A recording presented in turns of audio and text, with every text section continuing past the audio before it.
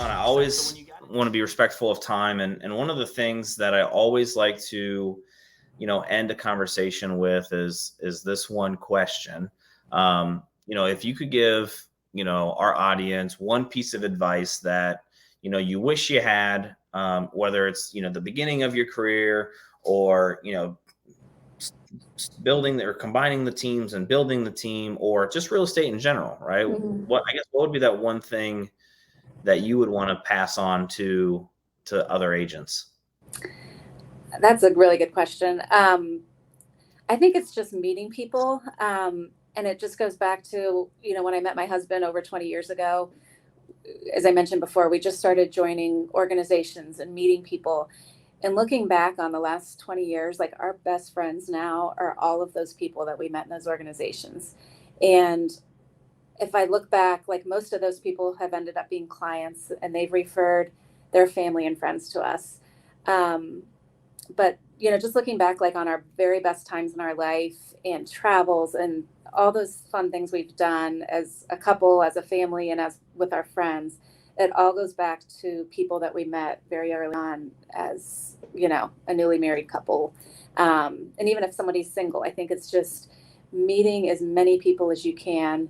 And I mentioned early on that, like, I would get to the office early and, kind of be there with my parents. But they also told me, if you're in the office, you're not really making money. You're not advancing your career at all.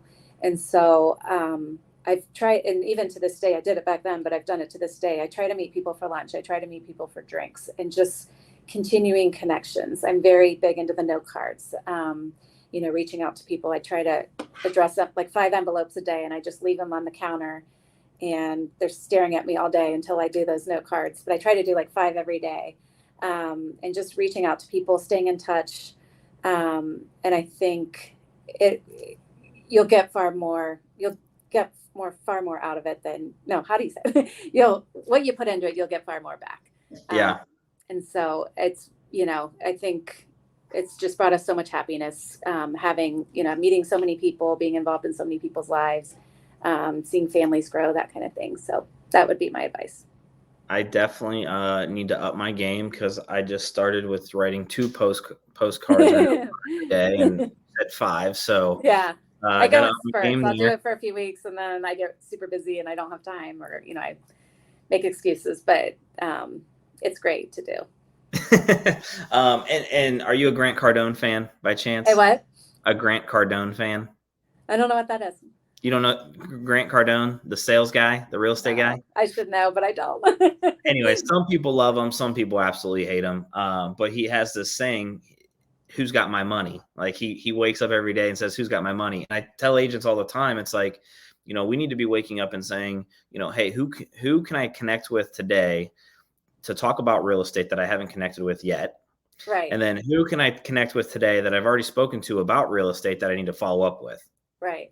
And if you can just do those 2 things, yeah, day in and day out, right, you're going to have business. And obviously it's going to take some time, right? But right. you're going to have business, because there's a book that I love. It's called The Power of Consistency. Mm-hmm. And in there, it talks about you can't do the right things consistently enough and get the wrong results. That's great. Yeah, I love that. And it's whether it was the postcard, or the mailers, for Mm-hmm. you, the volunteering events, volunteering consistently, going to lunches. Now it's the 5 note cards, Mm-hmm. a day. Just every day reaching out to someone, staying top of mind.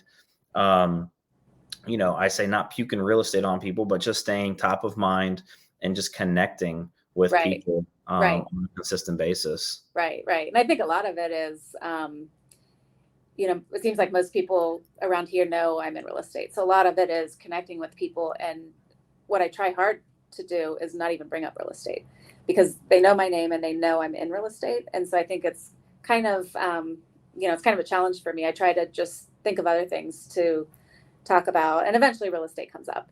But I try to make it a little bit more personal. And then, real estate can always be the fallback. Yeah. I mean, in today's world with social media, people are going to know what you do. Right. They're going to go and search you up on Facebook, or, Instagram or whatever. They're Right, going to know right, what you do. And, your goal as an agent is to build a relationship, build a strong conversation.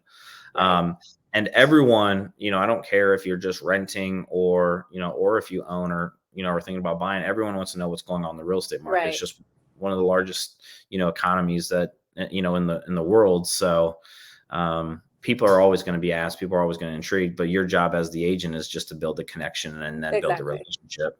Exactly. Yeah. Awesome, Paula. I appreciate you so much. Those that are watching, the video, Paula's phone number is down at the bottom of the screen. But Paula, if someone, connected with your story, or if someone's, listening to this that wants to reach out to you and just kind of pick your brain, ask questions about the real estate business from an agent standpoint, or if someone's looking to buy or sell, what is the best way for them to connect with you?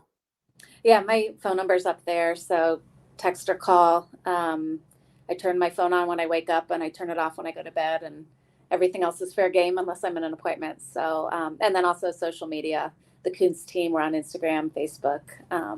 So, thank you for having me. This was great. No, thanks for coming on. I know we had to reschedule, a Hey, couple that's times, okay. and That's all and right. then I almost dropped the ball again a second time. I So almost chickened out too. no, I appreciate you jumping on and sharing your story of how you got started and kind of where you're headed. And like I said in the beginning, the goal of this is just to show other agents that there's not one path to getting into real estate, to being quote unquote successful, and there's you Right. know hundreds of ways to build a business. Right. And Exactly. uh, for me, it's we're scaling a team, and for you it's like, hey, I still want to kind of stay small a little bit, and I still want to kind of control things. I kind of still Right. want to keep it family feel, and that's what we pass on to our clients, and both are okay. Yeah, exactly. Yeah, it's just what works for you and what you're comfortable with. But many ways to be successful, that's for sure. Awesome, Paula, thank you so much Thank you, John. for coming on, and we'll talk again soon. Okay, sounds good. Thank you.